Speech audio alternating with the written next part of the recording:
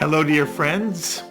I'm Mark Golub, and it's always a joy to be with you again on our JBS series, Gam Yachad, Together During COVID-19. I ask you again, how have you been doing? Are you doing well on this Blur's Day? I received a lovely email from a Robbie and Ron Milberg of Washburn, Virginia, who told me they get a kick out of calling the days we're living through during this pandemic as Blur's Day, since all the days seem to blur together, don't they? My daughter-in-law Lindsay shared the word with me. It's just perfect for this period we're living through together. What day is this? It always takes me a moment to orient myself every morning. It's nice we have Shabbat, you know? Shabbat feels different. Shabbat is different, even now. I hope you're having lovely Shabbats in your home. Some kind of special Friday night dinner. And of course, you can still watch Friday night services from the Hampton Synagogue and from Central Synagogue, and then Saturday morning services from Central Synagogue and prayers for Shabbat from the Hampton Synagogue right here on JBS. And how lucky are we that the rabbis and cantors of those synagogues, led by Rabbi Angela Buchdahl and Rabbi Mark Schneier, are so committed to continuing to conduct services which can be televised here on JBS so that we all can maintain our connection and our involvement, our participation in synagogue life and in Jewish life. So today may be another Blur's Day, but when it's Shabbat, then it's no longer Blur's Day, it's Shabbat. A day our sages tell us when even the worries and fears and frustrations of being forced to live in our homes without the joy and company of people we love. On Shabbat, even those disappointments are to be set aside for the entire day. And we actually get to rest from that anxiety and from fear. That's a really lovely idea, I think. Abraham Joshua Heschel, of blessed memory, taught that the prohibition of lighting a fire on Shabbat extends to the fire of righteous indignation. On Shabbat, we even get to rest from working to improve the world. We get to rest from feeling we must spend so much of our waking hours in service to those in need, to making our society more just and more righteous, eliminating poverty and discrimination and racism and slavery of every kind, even disease, wherever human beings are in pain and in need or living in loneliness. Whomever we're angry at on Shabbat, that anger is to melt away. How brilliant were our sage rabbis who shaped our Jewish tradition. And how special, what a gift Shabbat is to all of us, even now. By the way, speaking of receiving emails, and remember, you can email me very easily at rabbigolub@jbstv.org, and I love receiving emails from you. But I also received a phone call on the JBS pledge line, 833-MY-JBS-TV, from an Arlene Kraloff, who left me the loveliest message, and part of her message was that she loves programs on COVID-19, keep having top-of-the-line medical experts, and we certainly will try to do that. And then in answer to my question, what programming would you like to see more of on JBS? Arlene also writes that she'd love there to be more children's programs on JBS. Obviously, many children are now cooped up at home, and we're definitely working on more Shalom Kids programming. And Arlene also asks for more interesting facts about Israel. Thank you, Arlene. We'll keep all of your suggestions in mind. And I hope any of you with suggestions for JBS programming during this COVID pandemic will take the time to email us at jbscommunity@jbstv.org, where you can also let me know of any name you'd like me to read on JBS, of a simcha, or someone who's ill whose name you'd like me to include in a Misha Berach list, or the name of someone who's passed or is commemorating a yortzeit. Well, this coming week, the Jewish world commemorates Yom HaShoah, Holocaust Remembrance Day, when the Jewish world comes to a complete halt in a moment of sacred memory of the 6 million of our family who were cruelly, sadistically, methodically murdered by the unimaginable brutality and inhumanity of the Nazi war machine, and many in European countries who collaborated in that savage murder. It was not just that Jewish women and men and some 1.5 million children were murdered for no reason at all. Not for anything they had done, not for anything they had or had acquired, but only because they were Jews. As Elie Wiesel of blessed memory has taught us, for the first time in history, being became a crime. Being Jewish. And every year, we think of them. We grieve for every one of them. The millions whom we did not know, but who were and are our family. The Jewish tradition takes a special emphasis on memory. Memory is the gift we bestow of immortality. As long as there are people who remember us, we live.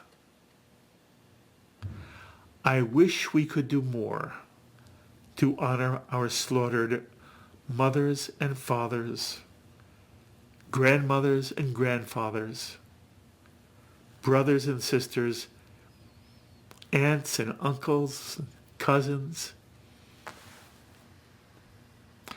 and children and grandchildren. I wish there was more we could do than stop everything for a moment of sacred memory. But there may be no more, and we will do no less. Of course, as with everything else during this pandemic, our Yom HaShoah commemorations will be very different this year. We won't be gathering in synagogue sanctuaries or museum auditoriums or in parks or in halls. We can't be in the same place together this year. I'm sure there'll be many online options for us. And here on JBS, we'll be devoting the first part of the coming week entirely to remembering those murdered in the Shoah. By the way, a good friend of mine, Marty Levine, corrected me one Yom HaShoah. I'd fallen into the cliche of referring to the 6 million as those who had perished in the Holocaust. And Marty pointed out to me, they didn't perish. They didn't perish. People perish tragically in a plane crash, in a plague, or some natural disaster. It's an impersonal word, perish, which conveys none of the barbarism that characterized the monstrousness and the intention of the Nazi machine that butchered, slaughtered, murdered, often with joy or for sport, 6 million Jews. Not one of the 6 million perished in the Shoah. Their lives were brutally, mercilessly, premeditatively taken from them. They were murdered.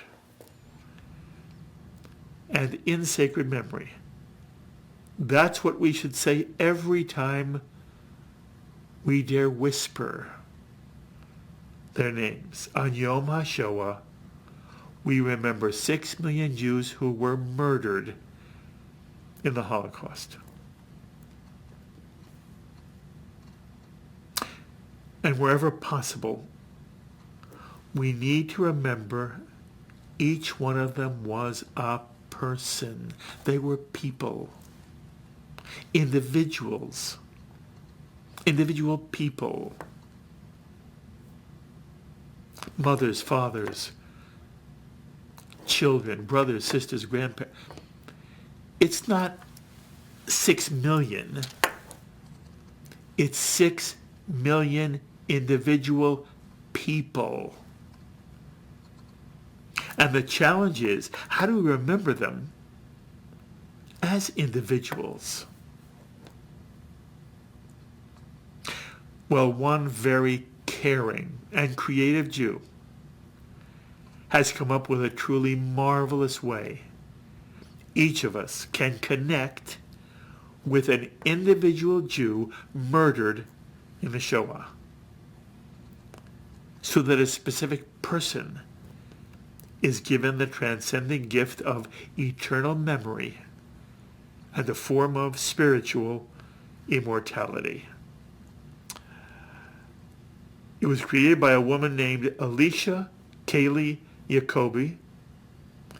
She's responsible for a website called Our6Million.org. All one word, Our6Million.org.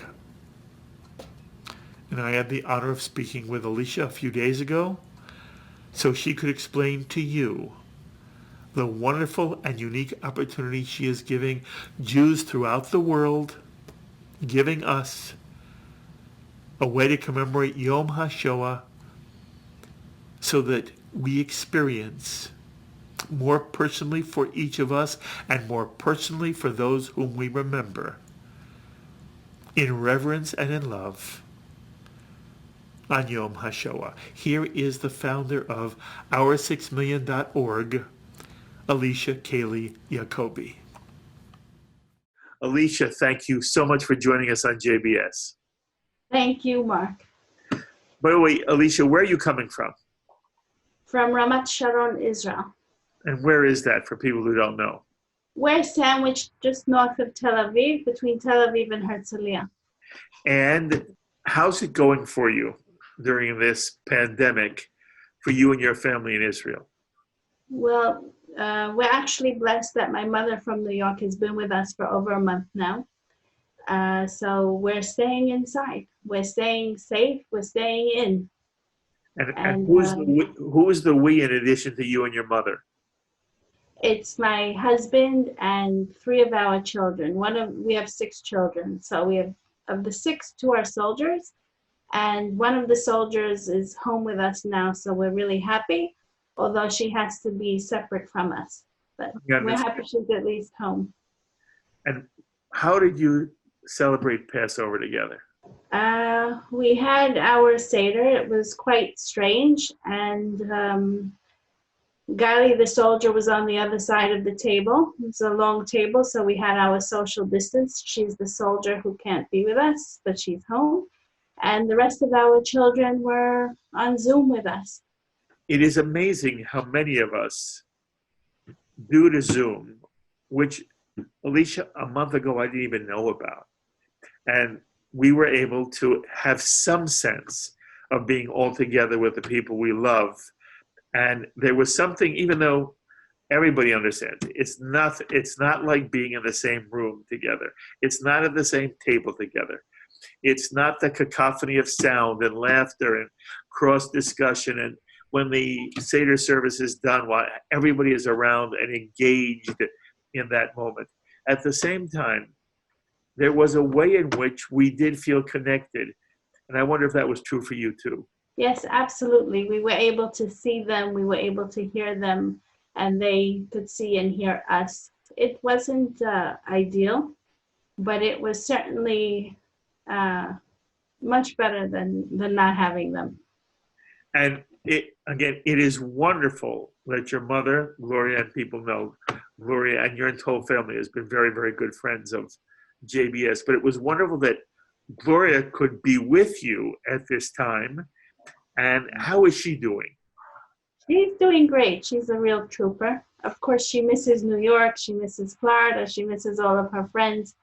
But we're all blessed that she's healthy and safe. Marvelous.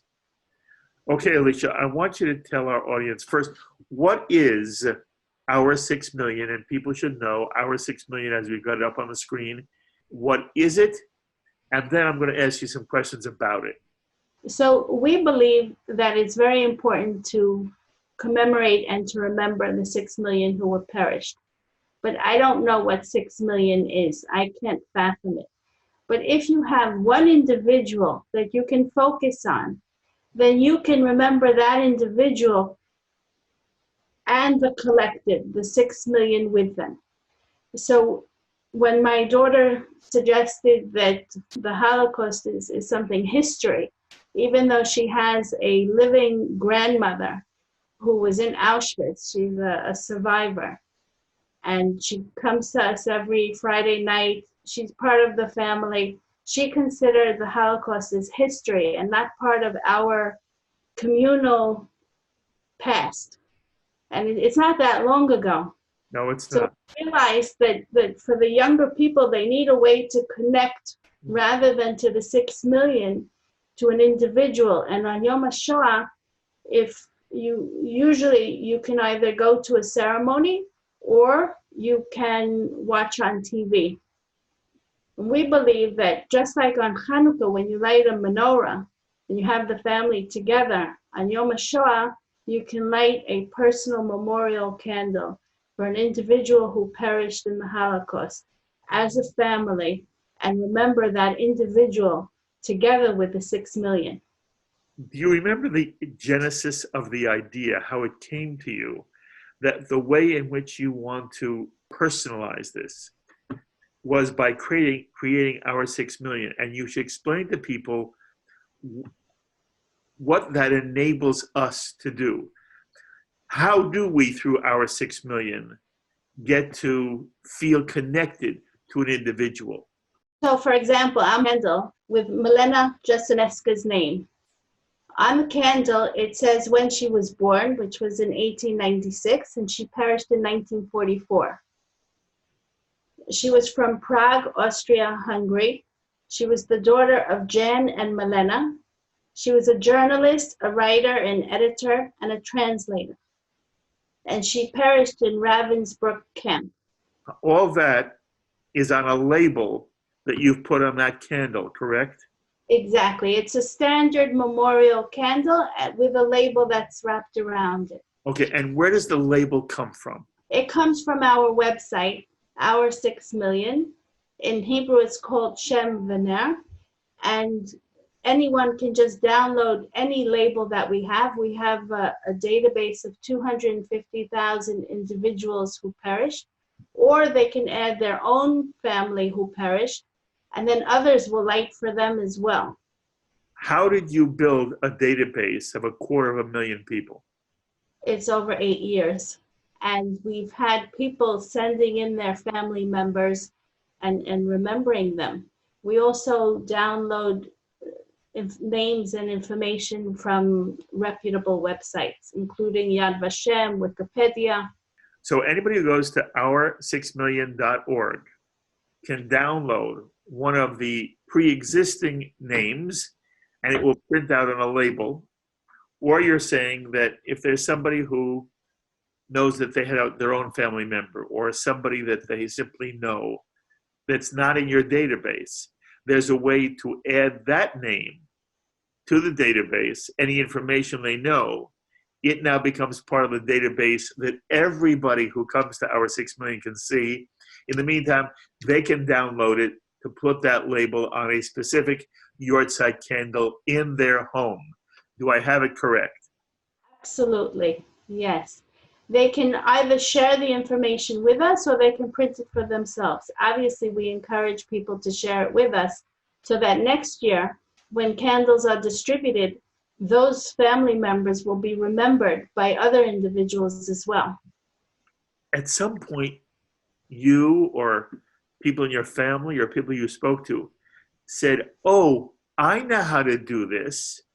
We'll create a label to stick on a yahrzeit candle. Do you remember how that idea came to you? And, was it, oh, did you become excited about it? And then it had to be implemented. Just take us through that a little bit. So I actually went for coffee with a friend of mine, and she suggested that everyone should light a memorial candle on Yom HaShoah.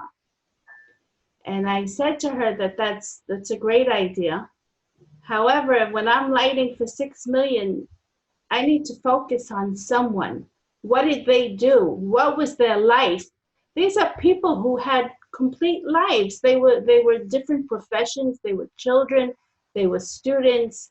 They were part of the culture. And all of that was robbed from them. So I believe it's important to focus on the life that these people led. Not only the death that they had, but the lives that they led.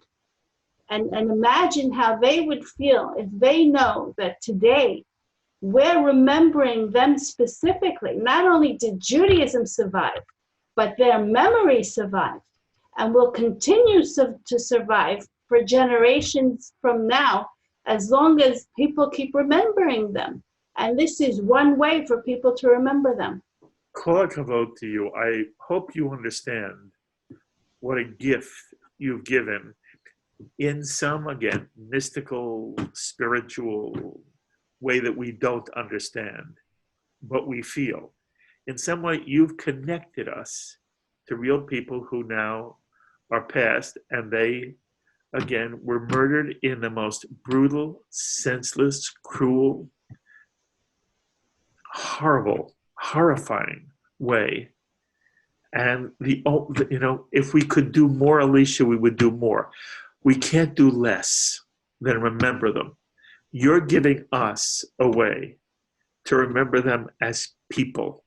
I am so impressed by this idea. I am so proud of you for coming up with this idea. I hope everybody in the JBS audience this year will say, oh my goodness, what a great idea. They'll go to our6million.org.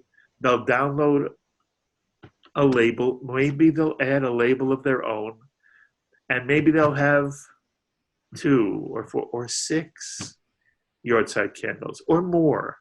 And every single one of them will have a name of a human being, of a Jew who lived and breathed and created and laughed and loved and was, as you say, a real person. That's a gift. You've not only given them in some posthumous way, some memorial way, you've given this as a gift to us. So I say it again, kol hakavod to you. It is a wonderful, wonderful idea. And I thank you so much for telling us about it and for giving it to the Jewish world. Thank you. Thanks a lot. By the way, one more thing. Israel has its own way of commemorating Yom HaShoah every year. And at a given point in time, at a certain hour, twice during the day, there's a siren, and everybody knows to stop wherever they are, whatever they're doing. If they're driving in a car, they stop the car, they get out of the car, and they stand as long as that siren lasts. This year is different. First of all, have you experienced that moment, and what is it like? And what will it be like this year in Israel? So typically, wherever I am, I stop what I'm doing and everybody comes to attention. It is silence. It's extremely meaningful and respectful. I always concentrate on one particular person because I like to relate to someone. This year will be very different because everyone is at home. So the highways won't be stopped. The people are at home. I hope that this year, after the siren, people will light a candle in memory of a specific person who perished. And I hope that it will be a reminder for the future of what anti-Semitism can lead to. I want you to know, people should know. Over your right shoulder, over your left shoulder, is a picture of your mother and father, Gloria and Harvey. Harvey is no longer with us. And they gave you a gift. The extent to which you are someone who cares about the person. That's everything about you. It's everything about your mother. It was everything about your father. And I've met your children. You've given it to them. And your husband is a darling. Danny's the darling. So anyway, in some way, it is, the Dor Vadur. So it's not only you who we thank. We thank your parents, and their parents, and we will thank your children as well. Know that you've done something that is enduring, sweetheart. And again, I wish you, we're talking toward the end of Pesach. I hope you have a wonderful close to the Pesach holiday. And I hope, one more time, I hope everyone in the JBS audience takes advantage of our 6 million and lights a candle with a label on it. Thank you, thank you, thank you. You be well. Thank you. Chag Sameach. Alicia Kaylee Jacoby, a remarkable human being with a caring for the Jewish people and for humanity that reflects the very best in our Jewish tradition. And I hope every single one of you watching JBS makes a point of visiting Our6Million.org and either adding a name of someone important to you who was taken from us during the Holocaust, or that each of you download a label and affix it to a Yortzeit memorial candle and light that candle, or many candles, all with labels that tell the history of a real person for Yom HaShoah. Here now are the rough coronavirus numbers for April 16th. In the United States, the total number of cases remains below 700,000, while the rate of recovery in the U.S. has gone up by 2.5%, nearly doubling the number of deaths, which is under 35,000. In Israel, the number of known cases is under 13,000, while the rate of recovery has risen to 22%, while only 1% of Israelis known to have the virus have died, fewer than 150. So there continues to be glimmers of good news. The peak may have passed, and there are discussions about reopening society and slowly restarting the economy. In the meantime, we all have to be patient on this Blur's Day, April 16th. Remember, tomorrow is Shabbat. Thanks as always to our director, Sloan Copeland, who's doing a marvelous job during this pandemic. And until the next time, I'm Mark Golub. Stay safe and be well, my friends.